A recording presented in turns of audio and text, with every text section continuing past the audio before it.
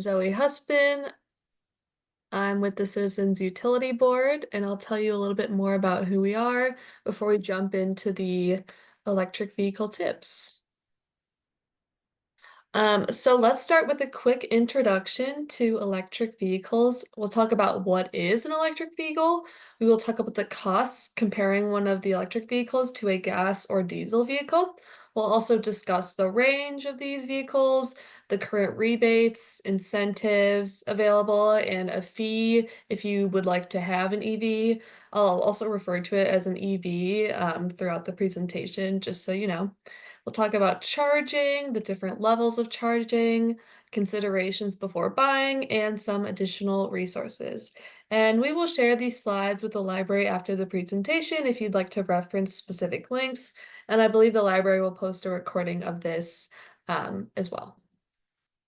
So like I mentioned, let's chat a little bit about Citizens Utility Board. So CUB is a nonprofit consumer advocacy group focusing on energy and utility policy in Illinois. We represent utility ratepayers. We represent you at the Illinois Commerce Commission. They regulate the investor-owned utilities for your gas and electric, things like that. We also help individuals with our consumer hotline. It's available Monday through Friday, 9 to 5. You can see the number right here. So you can call our consumer hotline if you ever have any inquiries with your bills or anything like that, and we can direct you to the proper resources to solve your issue. We also conduct consumer education. We do events like this one. We do about 500 events each year, going all throughout the state of Illinois to educate consumers. So bottom line, we advocate for affordable energy and sustainable policies in Illinois. So you can also visit citizensutilityboard.org for the latest information about a whole wide range of energy-related topics. We talk about building electrification. That's what I usually do outside of this presentation. We also talk about solar panels, if you want to install them on your rooftop or participate in community solar, which is an off-site thing that you can do. But this includes access to multiple CUB consumer guides. You can see some of the guides below those images. We have a gas and electric guide, a guide to home savings, guides to cutting your TV costs, so a whole wide range of things. And once again, like I mentioned, here is that hotline number that you can call. We also have a thing called a utility bill clinic where we will analyze your bills one-on-one and give you some recommendations to be more energy efficient. So you can do this virtually if you'd like to by emailing your utility bills to ubc@citizensutilityboard.org. And the electric vehicle guide is also linked here, which you can access after this presentation. So let's talk a little bit about EVs. Not all EVs are the same. What is an electric vehicle? We should probably start there. So simply put, an electric vehicle is any car or truck that plugs into an electric socket. So they contain a battery that stores the energy that's necessary to power the motor. So people also refer to EVs as BEVs, which stands for battery electric vehicles. There are also a thing called FEVs, which are plug-in hybrid electric vehicles. So those use both an electric motor like the BEV, but then they also use a gasoline engine, just like your typical gas-powered vehicle. So with those, they use the battery until the charge is depleted. But it's important to note that FEVs are not necessarily hybrid vehicles, as hybrids use exclusively gasoline. So just wanted to note that. So why are we seeing EVs emerge now? Well, only recently have batteries had, sufficient storage capabilities to become readily available for all consumers. And as you might know, petroleum-fueled cars and trucks are the world's largest source of carbon dioxide. So producing electricity produces far less carbon dioxide than burning fuel. So this feels like a natural option for consumers to shift towards as we think about the future and what we want our energy sources to look like. Falling sticker prices combined with lower operating costs have also helped. I'm sure you've seen a lot more EVs out on the streets. I know I have, so I can see that they're becoming more and more popular and commonplace even in colder states like Illinois. And lastly, federal and state level funding have ensured that production of EVs and purchasing of them will increase for years to come. Okay, so let's talk a little bit about the differences of EVs and gas-powered vehicles that you are probably used to. So there are multiple reasons why EVs are a solid choice. The electric motors are smooth, they're powerful, they're quieter than gas-powered vehicles, and they produce no exhaust fumes, which is pretty cool. I don't know if any of you have ever been inside of an EV or driven one. I have. I've driven the Nissan Leaf, which is now discontinued, but we'll talk about models a little bit later. But I really enjoyed driving it. It drove very similarly to a gas-powered vehicle since I had never driven an EV before, and it does have a very quiet motor, so I can confirm that this is true. They also have instant torque, which means that they accelerate quickly. They have good stability and handling because they have a low center of gravity from their battery weight.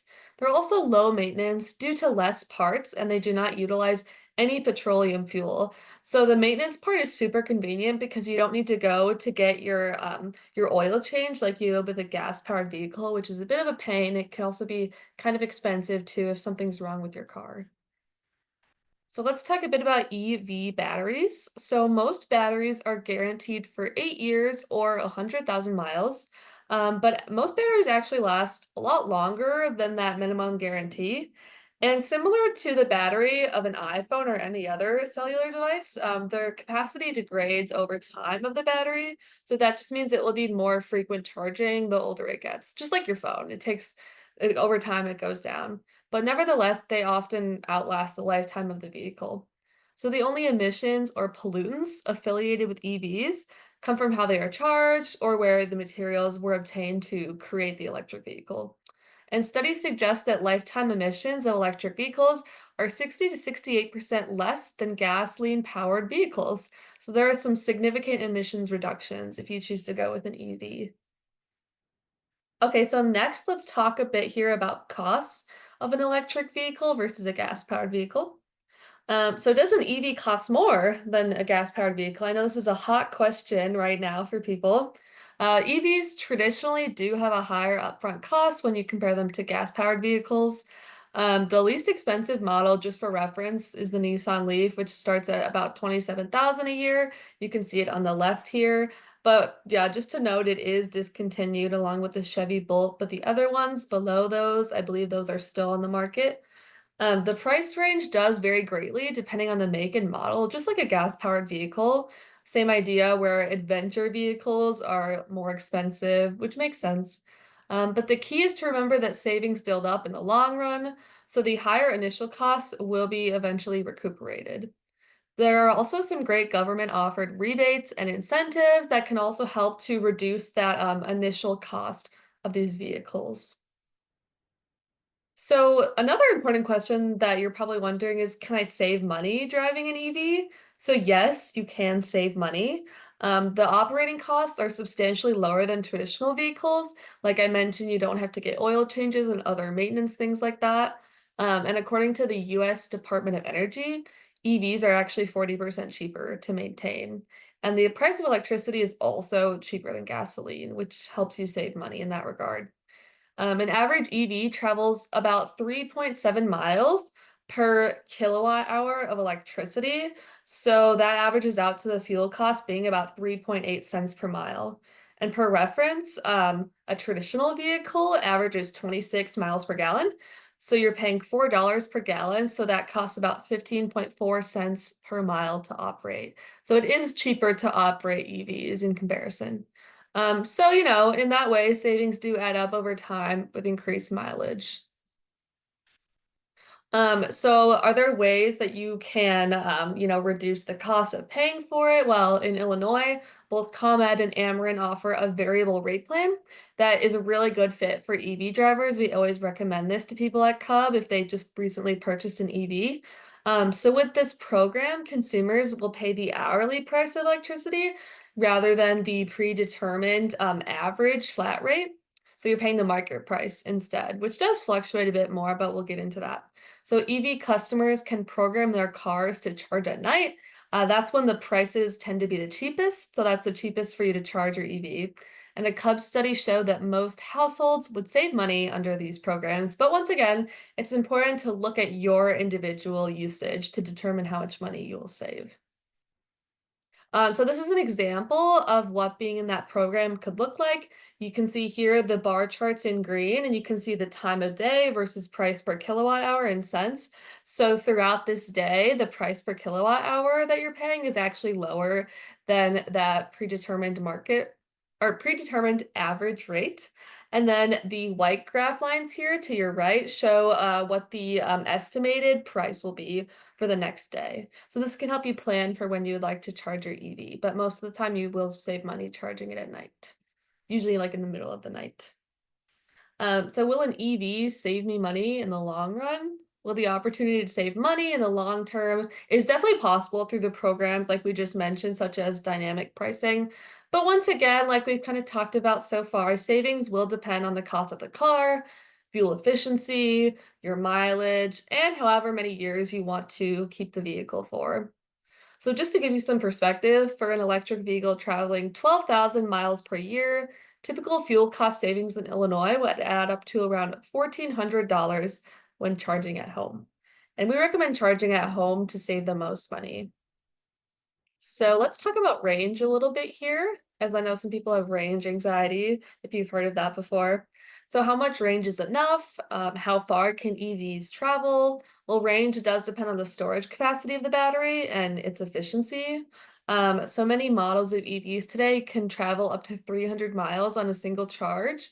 And a larger battery does mean increased price. Just want to note that. I believe the Nissan Leaf that I drove was on the smaller side. It had like a mileage of, I want to say 100 miles, but it was still worthwhile for my driving purposes.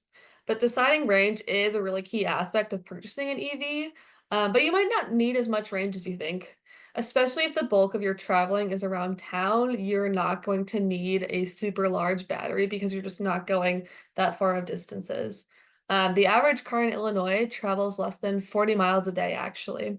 You can also continuously top off the battery overnight, which again pairs really well with that dynamic pricing program that we just talked about. It's also important to keep in mind that the usable range of your electric vehicle will actually be less than the full battery capacity. Batteries also operate at different efficiencies depending on the weather, so your battery will be less efficient in the winter, but it will still work. It'll just be less efficient, anywhere from 5 to 40% less efficient. The battery is also responsible for powering the vehicle's heating and cooling. So we like to say the best range for your EV should fall somewhere around twice the amount of range of your typical travel amount per day. So if you're traveling 40 miles every day, just like the average, the best range should fall around at least 80 miles.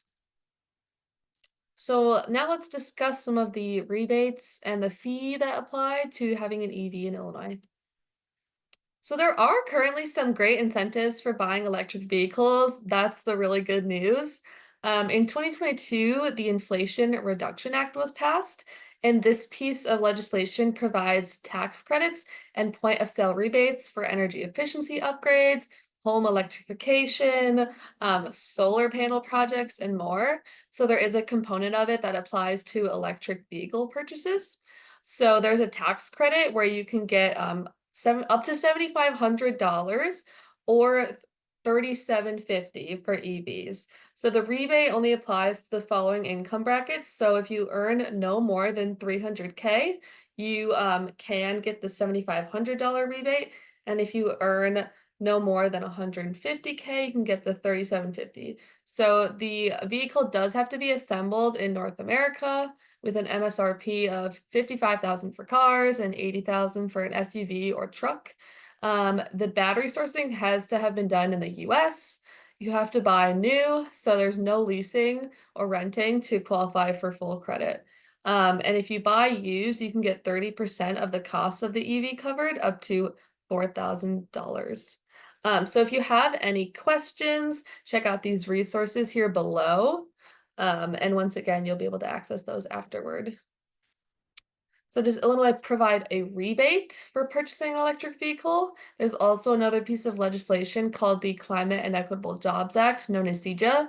And through this one, there are more incentives available for the purchase of EVs. The Illinois EPA is in charge of this rebate.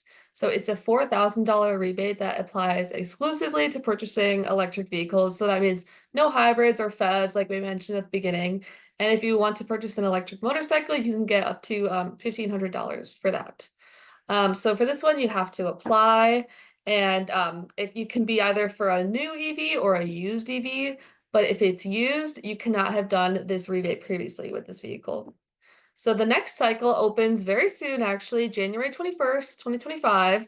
If you are interested and you know you're purchasing an EV, sometime within the past 90 days of January 21st, I really recommend that you keep an eye out and sign up for the listserv and apply as soon as it opens because it's very popular. A lot of people want this rebate because it is a great deal. So definitely take advantage of that. And feel free to call Cub if you have any questions. We've had a lot of people calling over the past month, asking questions about this rebate before it comes out. And once again, if you have any questions or you want more application details, you can also check out the EPA's website where they list the in-depth qualifications for this application.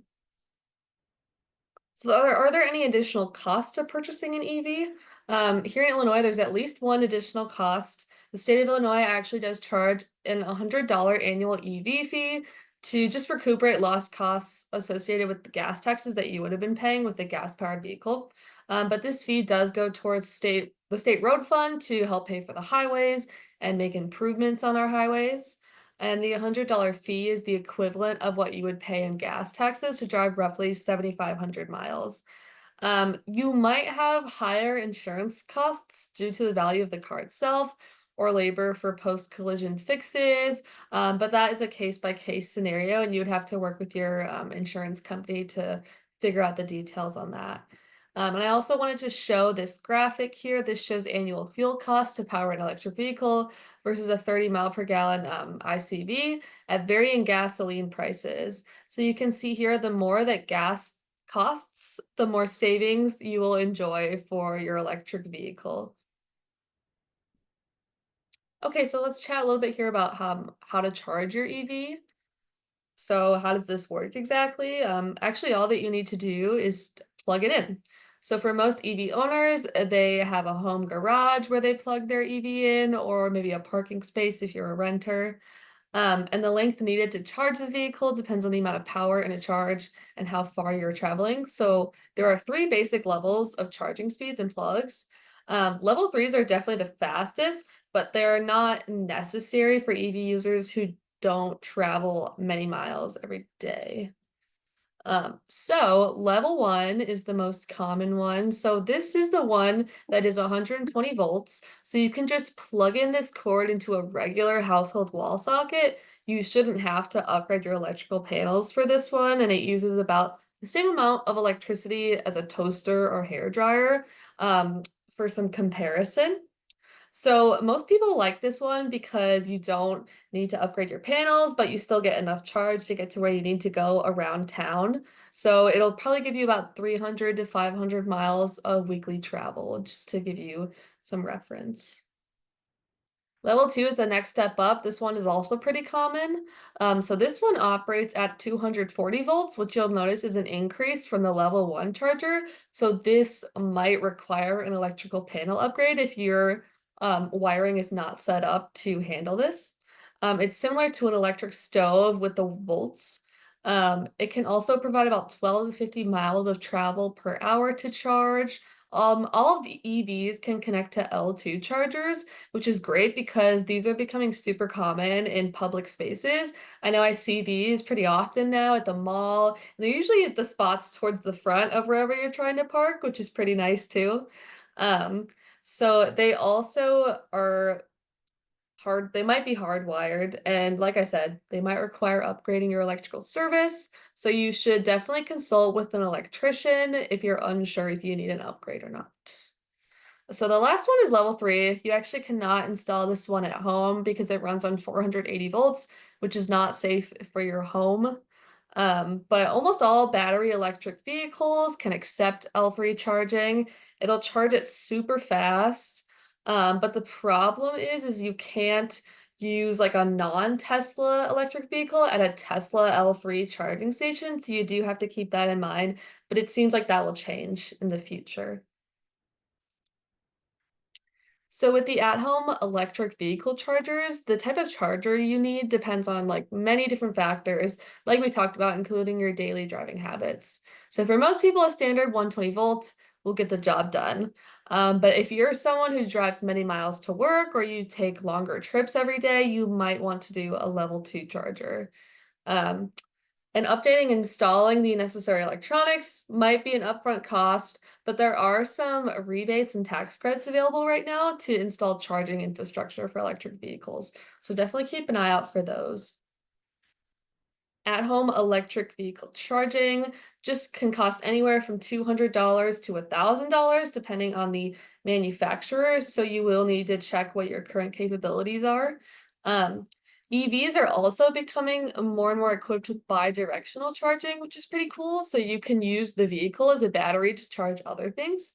They also have smart charging now, so that manages when the vehicle charges. So let's say you're on the dynamic pricing like we mentioned, you can have your smart charger set to charge only at night, so you're charging when electricity costs the cheapest on the dynamic pricing. So is an electric vehicle right for me? Here's a quick checklist we like to show consumers just before you buy. So if you're deciding on if you want an EV or not, these are the questions you should be asking yourself. So you should think about where will you charge it? Is it going to be in your garage, in your parking spot, or public charging? And can you rely solely on public charging? And how much will that cost you to do? How will you use your EV? Are you a big road tripper, or do you just need to do some local driving to the grocery store? Should you buy a FEV or a BEV? So do you want a gas engine in there or do you want it to be just battery electric? Should I lease or buy? That will also affect your eligibility for the rebates because most of the time those rebates are for people who want to outright buy the vehicle instead of leasing it. And should I consider a pre-owned electric vehicle? Because those might be a little bit cheaper upfront. So what else can I charge? How much, where else can I charge? How much will it cost? Charging at home is the most convenient and reliable thing that you can do, and it's definitely the lowest cost thing to do. And the majority of electric vehicle owners do plug in at home with level 2 chargers.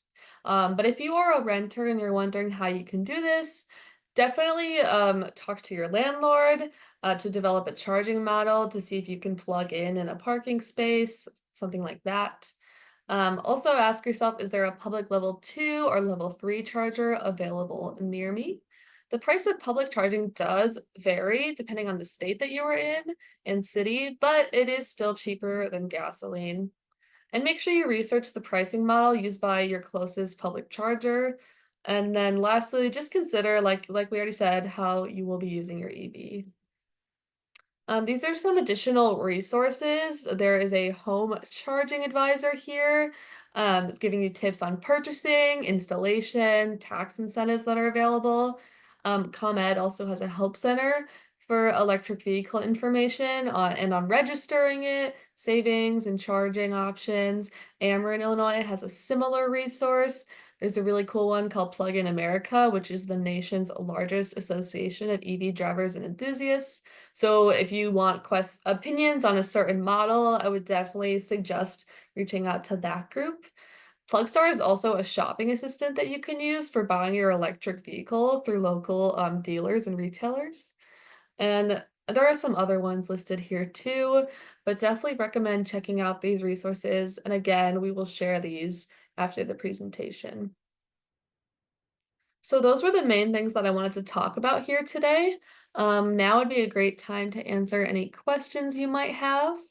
But if you don't have any questions, then we can wrap it up. I did have a couple questions. Okay. Um, One of the biggest things that I hear is like a negative response to EVs is the sustainability or the eco-friendliness of them when you take into account like the creation and using like the non-renewable resources to create like the battery in the vehicle and then like how to destroy it or recycle it when like its life cycles run out. So what would be your response to that? Sure. No, that's a great question. I will say for the rebates and the tax credits that I mentioned, the cool thing about those is that they require assemblage in North America. So I think they're trying to encourage EV producers to do things more domestically because, like you mentioned, that is a valid concern. And in terms of renewable energy, I know that various environmental groups in Illinois are lobbying for something called the Clean and Reliable Grid Act, which encourages Illinois to get its electricity from renewable sources instead of sources like coal. So that is also an effort that is taking place right now. But I believe those were your main questions, at least that I can remember off the top of my head. Yeah, and what do you do with the batteries or the vehicle like once it doesn't work anymore? Yeah, I'm not sure what the best way to go about that would be, but I know that people are purchasing more and more used EVs, so that could be an interesting option, but that might just involve replacing the battery of an EV, so then the car itself will still work once the battery is replaced. I've done that with my iPhone, where you just replace the battery, but you're able to keep the core item. So that's also a possibility, but I would encourage you to utilize those resources that I shared to learn a bit more about what to do at the end of the life of the EV. Yeah. And then also, do you know of any resources for if you are trying to be like a big road tripper, but also having an EV? Like, is there something where you can specifically find like hotels or Airbnbs that only have charging stations or things like that? I do not know of that resource off the top of my head, but I can definitely research it for you if you like. And let me go back to my slides. I'll put it on this here because I feel like these people might have some good advice for you on that, the EV drivers and enthusiasts here, because I'm sure you're not the only one who wants to do road trips and own an EV. So that would be Mhm. my recommendation. Okay. That was all that I had. Thank you. Yeah, of course. We have Or a couple of questions in the chat here. Um, so Marsha is asking, are electric cars a fire hazard? That is her first question. And her second question is, what about insurance cost? Are they less expensive? Um, to answer the first question, I know I've seen some things in the news about that. I don't believe they're a fire hazard. I mean, I'm sure these are things that you can discuss with the car salesman when you're looking to purchase the electric vehicle, if that is a major concern for you. And in terms of insurance costs, it really depends on the model and your current insurance. I don't think that it's probably going to be comparable to your gas-powered vehicle in terms of insurance costs, but again, that is case by case. So that just depends on your situation. So I don't have like a general answer for that. Yeah, of course.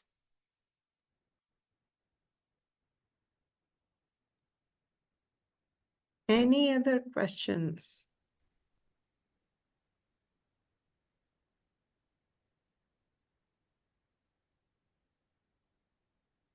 I have one question though. Sure. Um, if we are not like a road tripper and we travel, say, like 50 miles, Mhm. and just the overnight charging in the garage is enough in even winters? Yes, depending on the level of charger that you have, if you don't drive large distances every day and you charge your vehicle at night, you should be okay to do your normal activities the next day because of the rate at which it charges overnight. So like someone with a level 2 charger, they might drive more miles per day, so they want to make sure that they have like a full tank again by the time they're ready to go drive the next day. So it just depends on the person, but I would recommend a level 1 or 2 charger in your home or in your garage or parking space for your kind of situation. And then even if once the car is charged in the garage at home and then it is parked in the parking lot in the cold temperatures, is it still okay with like just overnight charging? Yes, that would be fine. And just like we mentioned in the presentation, your EV just will be a little bit less efficient in the cold winter weather, but it will still be able to operate. So it still should be able to charge as normal, despite the cold weather. I can actually kind of speak to that from personal experience. I have a plug-in hybrid, one of the RAV4 Primes. I get about 42 miles of charge, and then I also have the backup gas-powered engine as well. And it Mhm. takes about 12 hours overnight on a level 1 charger to charge it fully up if it's completely depleted. But even in the wintertime, it charges overnight, and then I can use it the next day. Good to know. Because that is a concern, and we have been hearing some cases about, like, they got stranded because the battery died. We don't know how true that is, because it's all like, emerging on internet and things like that. So I don't know how 100% true that is, but because of reading that, all those questions are emerging. So thank you. Yeah, and thank you, Melissa, for providing your firsthand experience. It is, obviously some people have range anxiety, so if it's something you're worried about, then you can certainly go with a FEV just to have that gas engine as a backup. Um, but you also the thing is about EVs is you do have to plan your trips a little bit more to plan out when you're going to charge your EV. But if you're willing to do that, it should not be an issue. Thank you.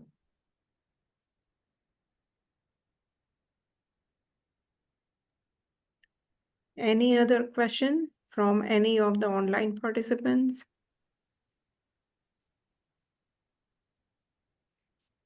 The session has been recorded and it will be available for a later viewing on the library's website. I'm hoping to edit the recording and send it to our marketing and communication department. And once it is approved and uploaded, it should be available, I'm thinking, by middle or end of next week, up to 4 weeks. Great. Yeah, thank you so much. And I appreciate everyone joining us today. And please feel free to reach out if you have any further questions. That sounds good. Thank you so much. Yeah, thank you. Thank you, everyone. Thank you. Bye-bye. Thank Have a you. good night.